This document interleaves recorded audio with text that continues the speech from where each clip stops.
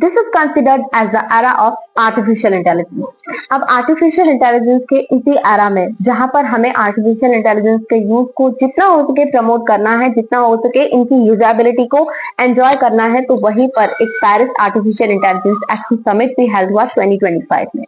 Prime minister of India ने France में इस समिट को को चेयर किया और ये समिट बहुत ज्यादा खास है क्योंकि आर्टिफिशियल इंटेलिजेंस के बहुत सारे लेवल्स को डिसाइड करता है कि इंटरनेशनल लेवल पर आर्टिफिशियल इंटेलिजेंस की यूजेबिलिटी कैसी होनी चाहिए और इसके लिए कैसा मैकेनिज्म होना चाहिए, क्योंकि टिल येट वर्ल्ड में ऐसा कोई भी मैकेनिज्म नहीं है जिससे हम आर्टिफिशियल इंटेलिजेंस को रेगुलेट कर सकें।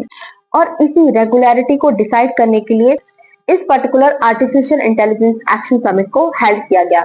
यही समिट 2023 में यूके में ब्लेक्सले में भी हुआ था, जिससे कि एक ब्लेक्सले डिक्लेरेशन आया था और इस ब्लेक्सले डिक्लेरेशन में ये कहा गया था कि हमें आर्टिफिशियल इंटेलिजेंस को ह्यूमन सेंट्रिक बनाना चाहिए। द नेक्स्ट समिट हेल्ड हुआ 2024 में सियोल में साउथ कोरिया में, उसमें भी डिक्लेरेशन आया और उस डिक्लेरेशन में ये कहा गया कि हमें इंटरनेशनल कोलैबोरेशंस बढ़ाने होंगे आर्टिफिशियल इंटेलिजेंस के यूज में।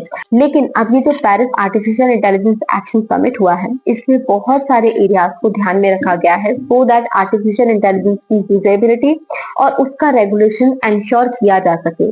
अब इसमें जो पॉइंट्स रखे गए हैं वो ये हैं कि सबसे पहले हमें पब्लिक इंटरेस्ट को लाना होगा आर्टिफिशियल इंटेलिजेंस में, मतलब आर्टिफिशियल इंटेलिजेंस में इंक्लूसिविटी एंश्योर करनी होगी सो दैट आर्टिफिशियल इंटेलिजेंस का यूज वर्ल्ड लेवल पर हर कंट्री कर सके और हर कंट्री के सभी लोगों के पास इसकी यूजेबिलिटी जा सके।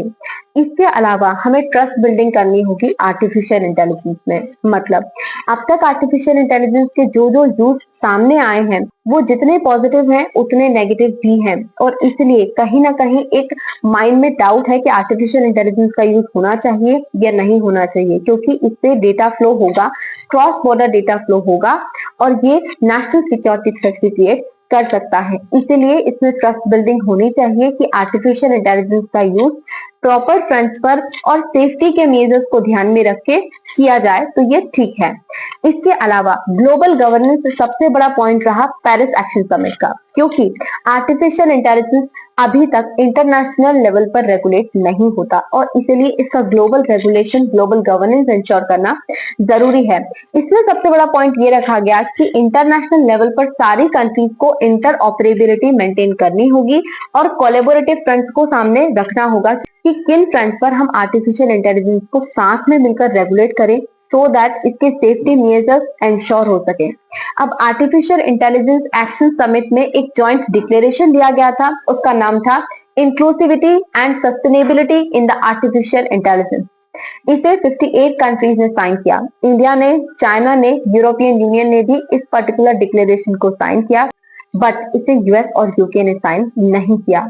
इन फ्रंट पर कि आर्टिफिशियल इंटेलिजेंस अभी तक ऑल द वे रेगुलेट नहीं होता, इसका कोई प्रॉपर मैकेनिज्म नहीं है और सस्टेनेबिलिटी के फ्रंट भी क्लियर नहीं है, इसलिए हम इसे साइन नहीं करते। अब इंक्लूसिविटी और सस्टेनेबिलिटी सबसे बड़ा पॉइंट इसलिए है इस पर्टिकुलर डिक्लेरेशन में भी और ऑल ओवर लेवल पर भी, क्योंकि इंक्लूसिविटी का मतलब होगा सभी लोगों का इस पर्टिकुलर आर्टिफिशियल इंटेलिजेंस की यूजेबिलिटी पहुंचना, मतलब बेनिफिट शेयरिंग मॉडल होना चाहिए। आर्टिफिशियल इंटेलिजेंस अगर किसी भी कंट्री में यूज होता है, सभी कंट्रीज में यूज होता है, तो उनका एक बेनिफिट शेयरिंग मॉड्यूल रेडी होना चाहिए। इसके अलावा सस्टेनेबिलिटी इसलिए जरूरी है क्योंकि अब तक जिस आर्टिफिशियल इंटेलिजेंस का इस्तेमाल हम कर रहे हैं वो हाई एनर्जी फुटप्रिंट को जनरेट करता है और उससे हमारे एनवायरमेंट को सबसे ज्यादा नुकसान होता है। ऑलरेडी हम जिस तरह की मैकेनिज्म अभी हमारे वर्ल्ड लेवल पर चला रहे हैं इंडस्ट्रीज के लिए, वो एनवायरमेंट को काफी ज्यादा इम्पैक्ट करती रही हैं और हम अब और ज्यादा अफोर्ड नहीं कर सकते हमारे एनवायरमेंट को कुछ भी इम्पैक्ट हो। इसलिए आर्टिफिशियल इंटेलिजेंस को हमें ऐसा बनाना होगा कि वो सस्टेनेबल हो, मतलब आर्टिफिशियल इंटेलिजेंस के ऐसे मॉडल्स बनाए जाएं जो लो एनर्जी फुटप्रिंट्स को जनरेट करें। यही सबसे बड़ा पॉइंट था artificial intelligence Paris action summit का। इसके अलावा ह्यूमन सेंट्रिसिटी, मतलब ये भी कहा गया कि आर्टिफिशियल इंटेलिजेंस में एथिक्स का होना जरूरी है। जिस आर्टिफिशियल इंटेलिजेंस की यूजेबिलिटी हम मानते हैं कि ह्यूमंस के बेनिफिट के लिए होगी, अगर वही ह्यूमंस के अगेंस्ट में यूज होगा तो दिस इज नॉट राइट। अगर वो एथिक्स के अगेंस्ट में जाता है then also it's not right.